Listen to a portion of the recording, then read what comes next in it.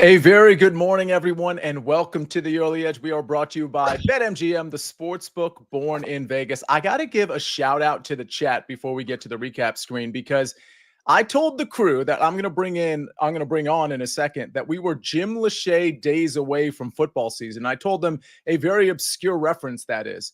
And then Farzad in the chat before the show says we're Jim Lachey days away from football season. There was another person, I think it was TJ Harrop in the chat, said, I bet C is wearing a blue polo shirt. I was wearing green. Now it's blue. You guys are in my head. Let's check out the recap screen before we bring in the stars of the show. A small recap screen. We got plenty of picks pending, but we're 3-0, and that includes you all taking the Florida Panthers money line. You voted on it yesterday. It came in very easily, but also the two baseball picks, Tom Casale with Cubs, A-Mags with the Blue Jays. Those come in as well. We're waiting on Medvedev. We're waiting on some of the golf picks, but Medvedev will be on tomorrow's recap screen. All right. 3-0 is, in fact, a beautiful CLE fan. Mark Buckholt says, good morning. Let's say good morning to the stars of the show. We've got a big one because it's a big soccer day. We've got Martin Green, we've got Buckets, and we've also got Matt, Snyper Snyder, and Mackenzie Brooks. Well, Martin, I'm going to start with you. It's you and Buckets. What's going on here? Must be some big soccer stuff going on. Are we talking Club World Cup here? We're talking Club World Cups here. That's correct. Yeah. A lot of the world's best teams are in the United States of America to compete in this tournament.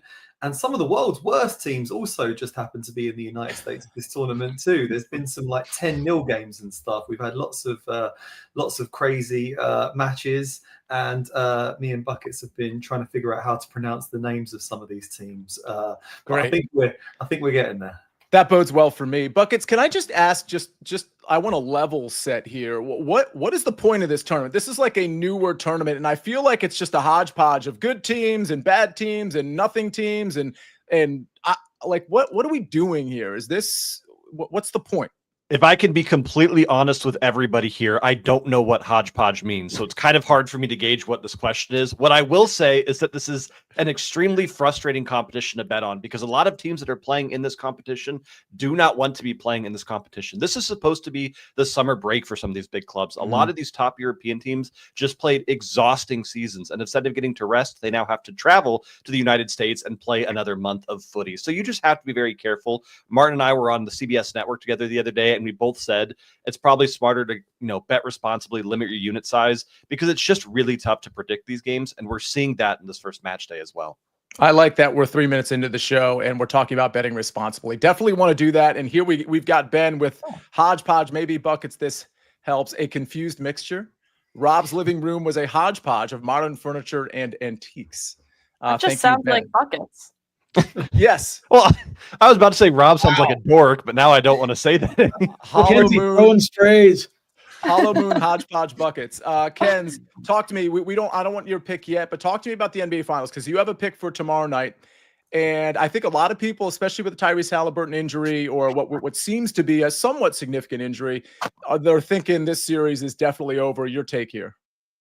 Yeah, we always want to count the Pacers out, but I'm not that dumb anymore. Obviously, I think a lot of it leans towards OKC. I've been liking OKC early, like first quarter, first half. I think there's a lot of value there, because it is that second half when you see the Pacers and those role players start to be more energized than what you're getting from OKC. So really hard to handicap without knowing the complete, news of Tyrese Halliburton. But I would not be surprised if we're done after tomorrow night. Yeah, 4-2 makes a lot of sense. Sniper kind of reluctantly nodding in agreement. Sniper, before we get to the first pick, your response to that, and also I do want to ask you, actually, your response to that first, and then we'll get into pick. Yeah, like as a fan, I thought after Game 4, we just lost that series in the last 3 minutes of Game 4. You have a chance to go up 3-1 and put them away, and you don't get it done. They got outscored, I think it was 12-1 in the last 3:20. That can't happen against a team as good as OKC. And the funny thing was, Game 5, I actually thought looked a lot like Game 1 when the Pacers cut it to 2 with like 9 minutes left. It was like, hey, they're starting to get worn down. The difference was Halliburton was terrible. If you want to say he was hurt or whatever, he was awful in that game. Yeah. And I thought after he was in for a while and McConnell was back to being rested up, he should have gone with McConnell with like 6 minutes left down the stretch with the rest of the starters. Maybe it would have been different. I don't know. But kind of seems like the Pacers are at the end of the rope right now. It definitely feels like what could have been with the Pacers, but then again, if you look We've back been on house money for a couple rounds. that's what it is, right? Oh, Because yeah. like some of the comebacks they had in the playoffs, it's kind of like those other teams could have been saying what could have been as well. And Yes. here we are with probably the best team winning 4-2. We'll wait and see on that. More picks in the NBA Finals tomorrow, and we'll have a pick tonight or today from Ken's. All right, let's get to some actual picks today. Buckets, you and Martin Green, you're going to bookend us. You're going to start. Martin Green is going to finish with Club World Cup, but you've got the floor, my friend, with a pick.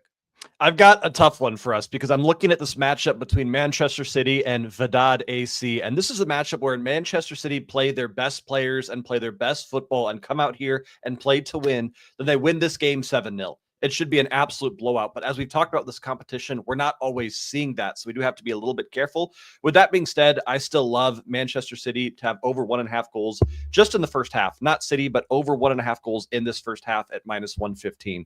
City are going to use this opportunity to showcase some of their new pickups. We've got Cherki coming from Lyon, and we've got Tijani coming from AC Milan. So we've got some big players that are going to be making their debut for the City side that are going to want to make a big impact instantly. I love early goals in this one, because we could see a baby Bayern Munich here where it is 3-0, 4-0, 5-0 at halftime.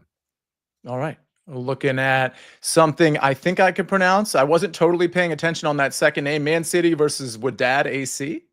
Ooh, that's embarrassing. So yeah, I'll let you figure it out. Wadad, why dad? I don't know. I do know that Liddy's in the chat and says, because Jeff Stenberg's all over the Yankees, Sniper, and fortunately for Amags, he's not on the show. 28 scoreless innings. Yeah. Like Lydia is pointing that out. What's going on with the Yankees? I think it's just ebbs and flows throughout the course of the season. You're going to have those down spots. It's just weird that it happened in these last 2 games against the Angels, especially like Kyle Hendricks last night, who is pretty well washed up. It's I'm guessing it's just ebbs and flows, and they'll be back, and they'll probably have an explosion within one of these next 2 days where they score like 8 or 9. Yeah, that's fair. Before we get to Mackenzie's pick, Sniper, I do want to follow up with you because I know you had that Ohtani strikeouts prop, and which didn't hit a couple nights ago. But I will say this: it was a bad idea. I got too caught up in the moment. It was stupid. Well, I will say this though. Because he only pitched the 1 inning. It probably would have been 2 if he had, things had gone better in the first inning, but he got almost every batter to 2 strikes and just couldn't get that third strike. With all of that said, because I think he could have had 2 strikeouts easily, and it was an even money play. Like, I kind of understand where you were going, but how do you think that went for Ohtani in terms of, did you see enough where you're confident that he's going to be a guy in the starting rotation in the near future? Well, I think he'll stay there. It'll just be a really, really slow play. He was wild. He was all over the place. He didn't have any command of anything. And that happens sometimes when you're working your way back. And the difference is most pitchers working their way back from major surgery go through a minor league rehab assignment, like 4 or 5 starts. But the Dodgers can't do that with him because he's on the major league roster and he's in the lineup as a hitter. So I should have thought more through that. And that's why I said that was stupid. Like, simulated game's not a real game. I don't know who. Yeah, Sniper, I don't know who the batter was, but there was a batter that went around, and it wasn't a called third strike, first of all. So that was a strikeout there. And there were a couple bloops that, it just kind of unfortunate hits. Granted, those wouldn't have been strikeouts, but they should have been. Yeah, he was, but still, his command just wasn't there. All right, Stephen Cook had command of the parlay game because he tweeted at us yesterday, and he had I think a 3-game parlay with some of the picks we had on the early edge yesterday, maybe that Florida Panthers pick as well. He says, Ken's, before we get to your pick, nice segue here. He said, I grabbed OKC money line plus Siakam over 21.5, and I assume that's points, rebounds, and assists. I assume, no, it must be points. And Halliburton under 13.5 points for plus 519. He says it's a Halliburton injury correlation parlay. Your thoughts on that, and then give me your thoughts on Lou Dort. Wow. Halliburton under 13.5. Yeah, I mean, this would be I'm not always a big live betting person. I could see this being a really big live betting game. And that could even go towards the way of the Pacers spread if Halliburton, if he plays 2 minutes and leaves and that spread becomes so inflated towards OKC, I would not be afraid to bet the absurd Pacers plus whatever the double-digit situation it's going to be, because I do still like those role players, and they've covered spreads with him scoring lack of their 5 points. So I don't hate this at all. Siakam would obviously have to show up. Yeah. It's worth, I mean, plus 500. I'm in on this. A big Siakam game. And obviously there's a role player that's going to need to show up, whether they win or lose, whether that's, Miles Turner or Neesmith or Nembhard, whatever. But I think some of those role players, but specifically Siakam, they're going to force the ball to him. He's going to force some shots up. I like his PRA without even looking at it. I'm sure it's inflated, but that's something I would look at. Speaking of PRA, you've got something on Lou Dort.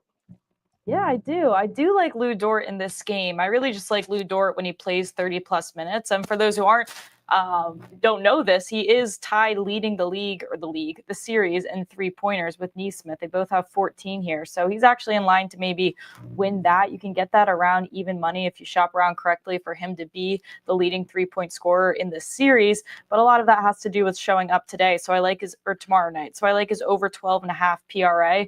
He's gone over this in 3 of the 5 games this series, and even just going back 9 games against the Pacers, he's 7-2 to this over. And a lot of this has to do with he's playing 30+ minutes against this team because they need his defense. Overall, when he's playing 30+ minutes, he's like 32-8 to this over as well. So just really, really strong trends. When he plays 30+, typically that's correlated to playing the Pacers as well. I don't think OKC takes any chances. I think they want him on the court for his defense. And you can tell that those assists and those rebounds just passively come when you're on the court. He put up 3 assists last game. So I like the idea of giving him the option of rebounds and assists and points to get us here. But all the trends say that he should be able to do this. All right. We're taking Lou Dort over 12.5 points, rebounds, and assists at -120. A lot going on. So I want to get to home run plays in a second, but we do have some BetMGM promos to talk to everybody about, including a home run no sweat token. So check this out. BetMGM players will receive a no sweat token to apply to a home run wager. To get your no sweat bet, just make a wager on a player to hit a home run and activate the token. If your bet loses, you'll receive bonus bets back. Also, BetMGM players will also receive an odds boost token to apply to any FIFA Club World Cup bet. Just make a bet on a FIFA Club World Cup match and activate the token. If that bet hits, you get extra winnings.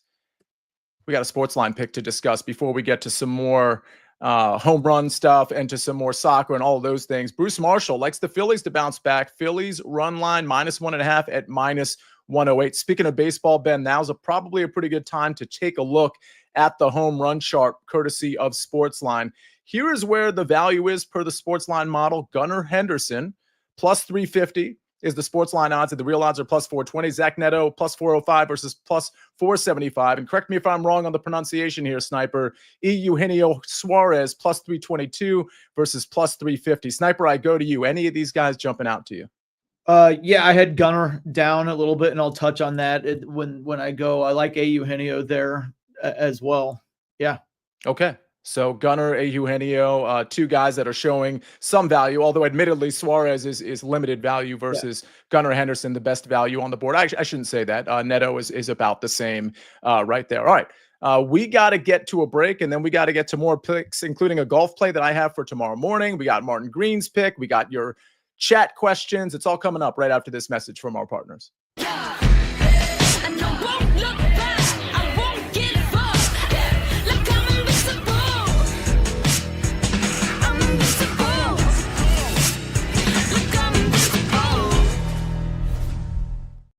All right, we're back on the Early Edge, brought to you by BetMGM, the sportsbook born in Vegas. Sniper, I want to get to your play. I want to get to my play.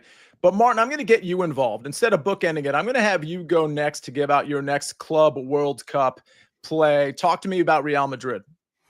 Oh, thank you, Sia. I am going for, Real Madrid to win this game. It's the first game in which Xabi Alonso, their new manager, will take charge. He gained a reputation as a really astute tactician by leading Bayer Leverkusen to the Bundesliga title.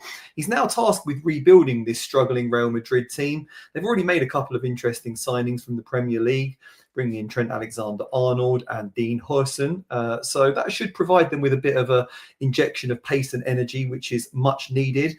They're coming up against Al Hilal, who are the Saudi Arabian champions. A lot of clubs in Saudi have been spending heavily in recent years. They brought in a lot of famous names like Koulibaly, Cancelo, Ruben Neves, Milinkovic-Savic, Mitrovic. So they have got a pretty good team, and they've got the better of some other good teams in Saudi Arabia. But I just expect Real Madrid to have too much quality for them. The likes of Kylian Mbappe, Vinicius Jr. and Rodrigo are all world-class forwards. Al Hilal do have a pretty good midfield. I would expect Valverde and Jude Bellingham to outclass them there too. So I think Real Madrid should win it relatively comfortably, and I'm giving them a minus 1.25 Asian handicap at odds of minus 133. If you want to push it a bit more, you can just go for Real Madrid minus 1.5, which should be about minus 110. All right. Real Madrid minus 1.25. A lot of baseball picks in the chat, some of which we will get to, Sniper, maybe as you're giving out your pick. But before you do that, let me give out mine for tomorrow morning, the Travelers Championship. By the way, KC3 says, the soothing sounds of Martin's takes. I missed this. Thank you for saying that, KC3. By the way, if you all haven't hit the like button, please go ahead and do that. We just hit 110,000 subscribers to this channel. So let's shoot for 120,000 by the time we get to maybe the first couple of weeks of football season. If you don't have friends that are already members of SportsLine, or maybe you think you're subscribed, but you're actually not, make sure you hit that subscribe button. I'm going with a round one matchup. This is tomorrow morning before the early edge starts. Harry Hall minus 110 over Min-Woo Lee. If you watched the early wedge yesterday at 7 o'clock, the Best Bets show with me and EC, Jason Sobel, and Patrick McDonald, I sung the praises of Harry Hall. He's one of my 4 first-round leaders. I think he's a guy that's really sneaky in DFS as well, because you can absolutely fill it up with the putter, and the ball striking has actually been better than it normally is over the last handful of tournaments. You could say the same about Min-Woo Lee as it relates to the putter. He also played here 2 years ago and played really well, but lately he's just not playing well. The approach play has been predictably bad. Off the tee, he hasn't been very good either, and actually hasn't been very good with the putter for 4 or 5 tournaments. Now, all of that can rebound to some degree, especially the putter part, but the way Harry Hall has been playing, I just see it across the board with Harry Hall, and I see too many weaknesses in Min-Woo Lee's game right now. Min-Woo Lee has had a pretty good season. He's won on tour already, but I'm going to take Harry Hall round one, minus 110 over Min-Woo Lee. More questions and more of your questions today at 4 o'clock on this SportsLine YouTube channel. It's going to be me and Mike McClure with the Travelers Championship live chat. We answer all of your questions, whether it's betting related or DFS related, or maybe you just have a comment about one of your plays that you want us to respond to. We can also respond to the weather issues from a DFS standpoint. Whatever you got, we've got at 4 o'clock on this channel.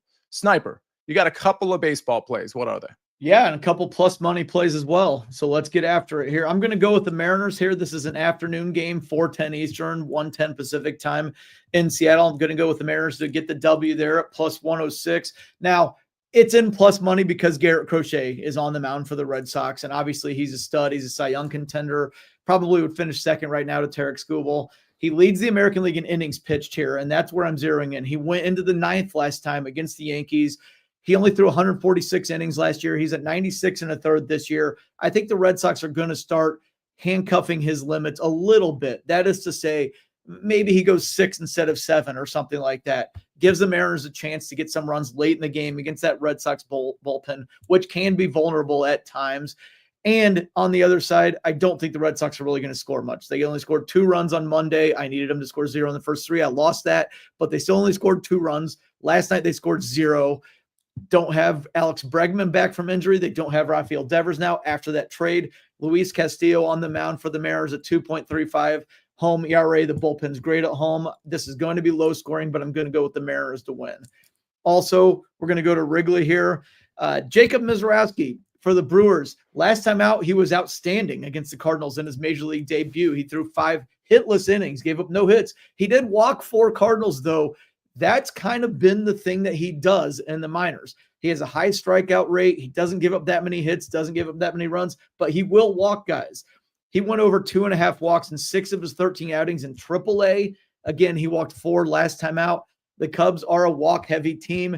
They're 23rd in the majors and swinging outside the strike zone, which means they're not going to get themselves out on bad pitches. Maybe PCA will, but not many other guys will. I think he's going to walk several guys again today. So over 2.5 walks, it's plus 160, which did make me think a little bit about this. Like, hey, why is it plus 160? But you know what? I'm going to take it because I think he's going to walk at least 3 guys in this one. Also in the chat, there were questions about Tarek Skubal. His strikeouts, when I looked, were either 7.5 or 8.5, the number against the Pirates, and he could well get there, but he hasn't gotten over 7.5 in his last 3 outings. And a lot of times against weaker offenses, he'll work more toward weak contact, and that'll be very easy with the Pirates. Plus, weather might come into play there, so I would stay away from that. Home runs, we already had the home run prop on there. I put down, you can't go wrong with Ronald Acuna Jr. right now at home against Paul Blackburn of the Mets. In Tampa Bay, I love going there. Taj Bradley gives up home runs there. Gunnar Henderson, Adley Rutschman, Ryan O'Hearn all have good numbers against Taj Bradley. On the other side, Trevor Rogers could get knocked around. If you want to raise righties, Yandy Diaz, Junior Caminero, Christopher Morel. And in Sacramento, I love going there for home runs. The Astros, Luis Severino has a 7.10 ERA with 6 home runs allowed at home. You could look at Jose Altuve again. You could look at Yainer Diaz, who has great numbers against him in his career. That was like 15 picks in 3 minutes, folks. That was amazing. You just let Matt Snyder go, and he goes. Buckets and Martin, I'm going to get back to you in a second just to see if there's any club World Cup stuff to talk about. But Sniper, I do have one follow-up question for you. It's not even a question. It's a comment. Eden Arumo says he's going to run back the Blue Jays money line. We, of course, hit on that yesterday, late hit on that. Eduardo Rodriguez on the mound against Eric Lauer. Your thoughts on that one? Yeah, that was one I looked at there. Okay. I honestly, I kind of wanted to get plus money plays today. So when I saw the Blue Jays, what is it, like minus 111 or something? That's actually good value. Yeah, I'd be good with that. All right. Ken's, you had teased in the chat that you might have some College World Series plays. Is that true? Yeah. Now I got to step it up. Now that Snyder's, giving us 8 million picks, I'm going to play for my baseball team over here. Jake Fettner on my team, on SportsLine model team, actually gave me a few picks. That's actually something we run the SportsLine model for. I don't see a lot of companies following college baseball that hard, but there are 2 games today, one at 1 p.m., which is Coastal Carolina versus Louisville. Coastal Carolina is ranked 13 here, and we like the run line, minus 1.5, because Louisville's problem this season, from what I hear, has been their pitching outside of Patrick Forbes, so they aren't really that deep, and they have to be exhausted. Like Coastal Carolina has had some days to rest, which you can't say the same for Louisville here. So they've only played 2 games so far in the College World Series. So I just think they're going to come out with a lot more firepower here. And even if Forbes, he threw 100 pitches 4 days ago. So even if he plays today, I don't think he'll be going very deep. So that obviously favors Coastal Carolina. So we like the run line, minus 1.5. And later in the day, you have Arkansas versus LSU, and we like neither team to score 7 runs at plus 120. Now, you look at both of their team totals, they're both low, 4.5 and 5.5. So we're looking for neither of them to hit 7. And it is a bullpen game, which sounds counterintuitive, but these are 2 of the best bullpens in the country. So I think that's why, you can take advantage of that play there. So that's plus 1. All right. Love the College World Series stuff. Let's get back to soccer before we get everybody out of here. And a lot of picks in the chat that I absolutely love. Buckets and Martin. Buckets, I'll start with you here. What do you think of Haaland 2+ goals? Any thoughts there? I like it. It's going to be a bit difficult for this Man City side because without Kevin De Bruyne now, they're kind of figuring out how to reignite their midfield and make sure that everyone's kind of clicking. So they do have a lot of new players all playing at once, but I do think it's worth a shout, Sia. Real quick, I do want to give one more kind of bonus thing here. In the U21 European Championships, England take on Germany today. Sorry, Martin. I think Germany are the much better side here. And Nick Waltemade has played 2 games in this competition with 4 goals and 2 assists in those games. He's plus odds to score or assist right now. Something you want to keep an eye on. Martin Green, you care to fight back? And also, were there any other chat questions you noticed? I never bet against England's youth teams. They seem to win lots of youth tournaments, but then they always fall apart when the actual grown adults play, unfortunately.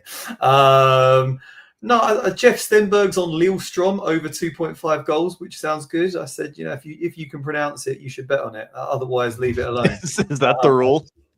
Yeah, exactly. I'm not sure about Haaland because sometimes he scores loads of goals, and sometimes when they play against a really good team, they just don't even bother to pass to him. They just sort of bypass him and score all their goals from long range. But I do think that Man City will win that by a very heavy margin. So I think Buckets has the best take on that. Over 1.5 goals in the first half. Sniper, I want to get to you, but I will say it does appear, according to Gipper's picks and a couple of you others, that Medvedev might have cashed in the middle of this show. We're going to save that cash for tomorrow's recap screen because it wasn't completed by 9:59 Eastern time, but that's always good to know. We're already 1-0 on tomorrow's recap screen. Obviously, if it's a Mike McClure pick, I'm sure most of you were on it, if not all of you. So great cash for the team. Again, we'll see that in tomorrow's recap screen. Sniper, you had something. Yeah, Cubs money line at home was a question. Yes, Cubs are 24-9 at home. The Brewers are not very good on the road. It's Jamison Tyone against Mizrachi, and I have Mizrachi over on the walks. I love that. Framber Valdez to get the win in Sacramento against Luis Severino. Absolutely. I really like that one as well. And piggybacking on what Ken's brought up when she said something about Coastal Carolina, I just wanted to point out they have one of the best college nicknames there is. What is it? Chanticleers. Oh, wow. Okay. It's a rooster. It's like an old fictional rooster. Also, I think it's on Louisville, one of the guys planned his wedding. He was getting married. He didn't think he was going to go into the transfer portal successfully and get this deep into the College World Series. So if he was to make it to the championship game, he would be flying home for a wedding and then flying back the next morning if they make it that far, which sounds too complicated. So I think we got to get rid of Louisville now. That makes sense. All right. Japan, by the way, likes LSU. That's a Chanticleer, I assume. Japan likes LSU money line plus 100. By the way, if you're not watching us on YouTube and you're listening to the podcast, thank you for listening. But some of the stuff that Ben does on the 1s and 2s is very impressive. So get in here in the chat. Honestly, it's more worth it because of the chat. We got a lot of picks in here. Japan says LSU money line plus 100. KC3 says Devers plus 350 to hit a home run. I assume he means there. Jose Ramirez over 2.5 hits, runs, RBIs at plus 140. That's from Big Cheesy. Pirates team total under 2.5 minus 138. That's from DA Sip 566. Andy Pajes over 1.5 hits, runs, RBIs from Liddy. Red Sox team total under 3.5. A lot going on in here and so many sharp people in here. So really appreciate it. And maybe some of you sharp people will show up on July 9th to that Yankees game. Don't forget to get Yankees tickets and join us for an official Early Edge SportsLine meetup at Yankee Stadium on July 9th. Come hang out with A-Mags, Danny Brasco, and many, many others. Plus, the first 75 people to buy tickets get free Early Edge merch. Scan that QR code right there. Get your tickets for July 9th, 7:05 Eastern time. Start for that one. All right. Well, we got to get out of here. We've gone 27 minutes. We could go another 27 very easily because I see so many questions and comments in the chat. To the extent any of them are golf related, do not forget me and Mike McClure at 4 o'clock doing the live chat for the Travelers Championship. Let's get to the recap screen. Ben, thank you very much for handling all of this traffic. Round 1 pick for the Travelers. It's a head-to-head matchup. Harry Hall minus 110 over Minwoo Lee. I think that starts around 8:30 Eastern time. Then we go to soccer. Man City versus... Here we go. Wadad, AC over 1.5 goals first half, minus 115. I got no help there. Mackenzie Brooks likes Lou Dort over 12.5 points, rebounds, and assists at minus 120. That one tomorrow night, NBA Finals. And then Real Madrid from Martin, minus 1.25 at minus 133. 2 baseball picks from the Sniper. Mariners money line plus 106. Said he likes plus money. So here we go. Jacob Mizorowski over 2.5 walks at plus 160. Gotta love that. And we're going Phillies run line with the SportsLine pick, minus 1.5 at minus 108. That one courtesy of Bruce Marshall. Joe Neuenfeld says, see ya, you nailed it as always, which I know from Joe is very much sarcasm. Either way, Ben, thank you very much. He's doing a great job. Big shout out to him. And then on behalf of Buckets, the Sniper, Martin Green, Mackenzie Brooks, and myself, it's been a great show. Let's have a great day. We rest our case.